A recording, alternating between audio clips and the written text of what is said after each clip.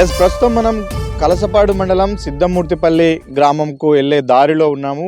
ఇది పోరుమామిల్ నుంచి కలసపాడుకి వెళ్ళే దారి ఉంది వెనక వైపున. ఆ నుంచి ఇది క్రాస్ రోడ్డు. ఇట్లా క్రాస్ అయితే సిద్ధమూర్తిపల్లి గ్రామానికి వెళ్తుంది.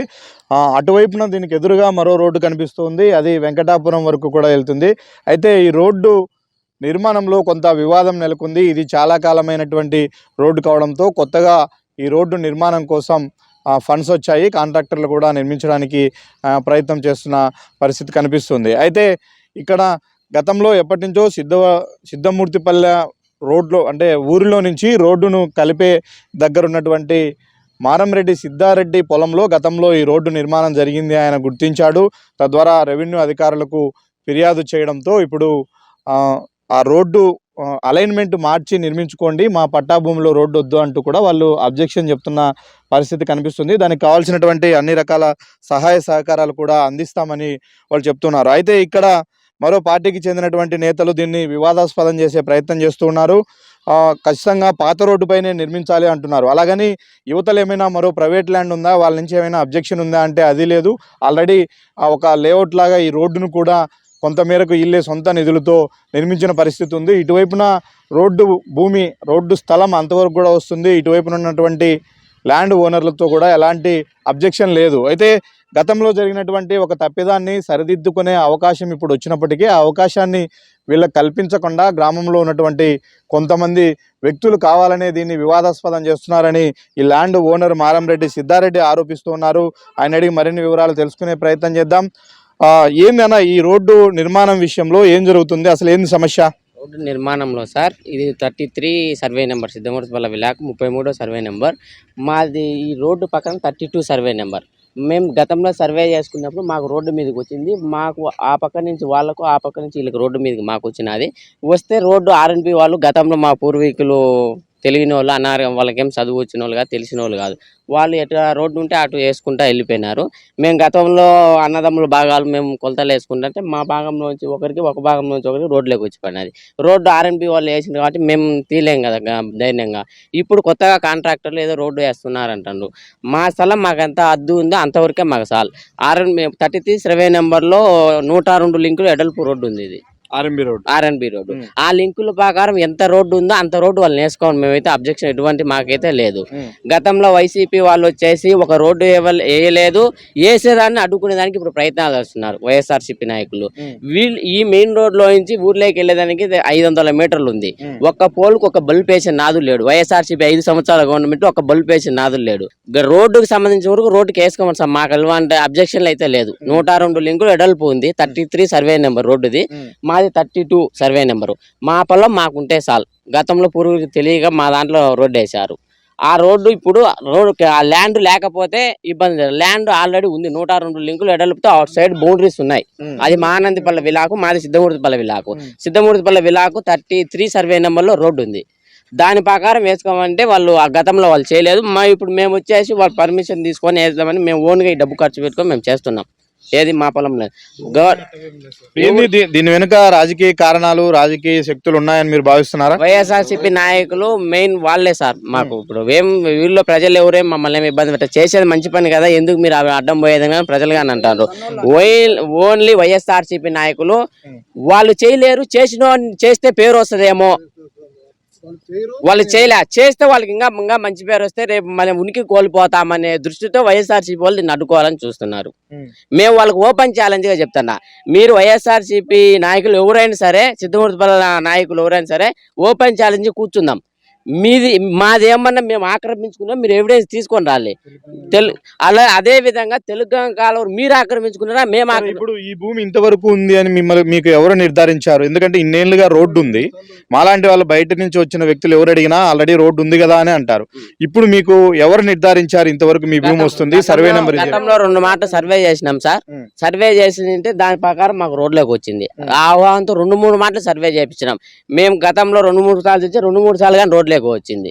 ఆ దృష్టి మేము రెవెన్యూ డిపార్ట్మెంట్ కలిసినాము. వాళ్ళు చేస్తాం, రీసర్వే పెట్టినాము, దాని ప్రకారం చేస్తాము అని వాళ్ళు మొన్న 4 రోజుల కిందట మాట్లాడినారు.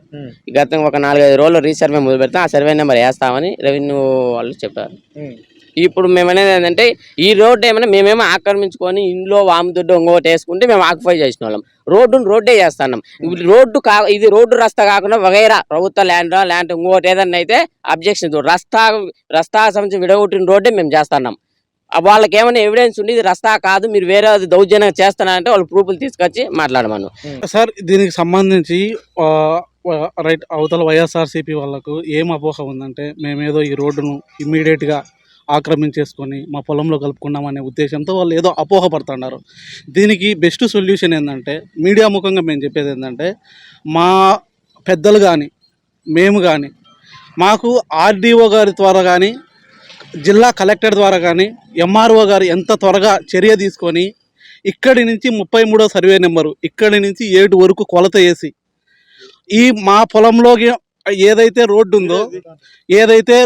ఉందో ఈ రోడ్డులోకి మాకు ఎంతవరకు హద్దులు ఉంటే ఆ హద్దుల్లోనే మేము ఉంటాం. ఆ హద్దుల వరకే మేము ఉంటాం.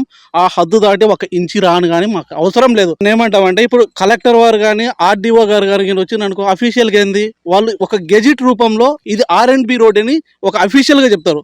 వాళ్ళు సత్వరంగా చర్య తీసుకొని దీనికి ఈ గొడవకు ఈ అనిశ్చితికి ఫుల్ స్టాప్ పెట్టాలంటే ఆర్డీఓ గారు కలెక్టర్ గారు ఎంఆర్ఓ గారు చర్య తీసుకొని ఇమ్మీడియట్గా రెవెన్యూ సిబ్బందిని పంపించి కొలతలు పెట్టి, అంటే గ్రామస్తులకి ఇక్కడ ఒక అనుమానం రావచ్చు, గ్రామస్తులు కానీ వైసీపీ వాళ్ళకి కానీ ఇలా ల్యాండ్ అని చెప్పినప్పుడు దాన్ని ఈ అఫిషియల్ ప్రాసెస్ అంతా జరగకుండానే సొంత నిధులతో యువతల రోడ్డు డైవర్ట్ చేయాల్సిన అవసరం ఏముంది అంటారు. ఒక నిమిషం, సొంత నిధులతో డైవర్ట్ చేయాల్సిన అవసరం ఏముంది అంటే ఆ స్థలం వచ్చేసి ఎవరిది పట్టాభూమి కాదు, ఇది గ్రామ రైట్, ఇది రోడ్డు, ఇది వచ్చేసి ఇది ఒక మా వ్యక్తి సమస్య కాదు, మా కుటుంబ సమస్య కాదు, యావత్ సిద్ధమూర్తిపల్లి గ్రామ ప్రజల సమస్య. అదే ఈ రోడ్డు ఈ స్థలం వచ్చేసి ఒకప్పుడు వచ్చేసి ఇదేంది రోడ్డుకు సంబంధించిన స్థలం. మా పూర్వీకులు అనాగరికులు. ఆ పూర్వీకులు ఏంటంటే మా అబ్బగారు అంతా చనిపోయినారు. మా అబ్బగారు ఎంత అనాగరికులు అంటే ఈ రోజు వచ్చేసి మీకు ఏదైతే అక్కడ బిల్డింగ్ కనిపిస్తుందో ఆ బిల్డింగ్ అక్కడ వచ్చేసి మా గ్రామ మా అబ్బగారు వచ్చేసి ఈరోజు మినిమం 3 కోట్లు అమ్మే స్థలము. మా ఊరి ఒక పెద్ద మనిషి మాజీ సర్పంచ్ గారు వెంకటరామిరెడ్డి గారికి ఆయన వచ్చి రిక్వెస్ట్ చేస్తే బిజ్బేముల వీరారెడ్డి గారు మంత్రిగా ఉన్నప్పుడు అది ఒక పశువుల హాస్పిటల్ పెట్టాలంటే, పశు సంవర్ధక హాస్పిటల్ పెట్టాలంటే ఏదో గ్రామానికి మంచి జరుగుతునే ఉద్దేశంతో మా కుటుంబానికి సంబంధించిన వారు మా అబ్బలు 50 సెంట్ల స్థలాన్ని ఈరోజు మార్కెట్ వాల్యూ 3 కోట్ల రూపాయలు ఒక్క రూపాయి తీసుకోకుండా గవర్నమెంట్ వారికి ఇచ్చిండ్రు. ఈరోజు మాకు ఈ రోడ్డులో ఏదో 1 సెంటు 1/2 సెంటు రావడం కాదండి, ఈ రోడ్లో వచ్చే మాకు ఏమొస్తుంది 3 కోట్ల రూపాయలు మా తాతగారు వచ్చేసి ఆ స్థలం ఇచ్చారు. మా ఊరి గ్రామ ప్రజలకు ఏమైందో మాకైతే తెలియదు. ఇప్పటికి ఆర్డీఓ గారు కలెక్టర్ గారు ఇమ్మీడియట్గా చర్య తీసుకొని ఈ 33వ సర్వే నెంబర్లో సర్వే చేసి ఇక్కడి నుంచి కాదండి, ఇక్కడి నుంచి మా ఊరి ఏటి వరకు పొలాలకు వదిలే ప్రతి ఒక్కరు కలిసి ముందు వచ్చి రోడ్డు వేయమనకుండా ఏదో మేమేదో ఆక్యుపై చేసుకుంటున్నామని అంతా ఏదో పెద్ద ఒక భ్రాంతి క్రియేట్ చేస్తున్నారు. ఒక రైతుగా నేను 1 సెంటు గవర్నమెంట్ ఇస్తే నాకు ఏదైనా గవర్నమెంట్ కాంపెన్సేషన్ ఇస్తే the total right is going to government. మా పెద్దలు కానీ మా పూర్వీకులు కానీ ఈ రోడ్డుకు సంబంధించి మాకు గవర్నమెంట్ నుంచి 1 రూపాయి కాంపెన్సేషన్ రాలేదు. మా స్థలమే పోయింది. మేము ఇవాళ 40 సంవత్సరాల నుంచి మా పొలం పోయి మా స్థలం 5-6 సెంట్లు స్థలం 10 సెంట్లు స్థలం ఉంది. మా స్థలం 40 సంవత్సరాల నుంచి పంటలు కోల్పోయినాం. నష్టపోయింది ఎవరు? ఒక రైతుగా మా పెదనాన్న సిద్ధారెడ్డి నష్టపోయినాడు.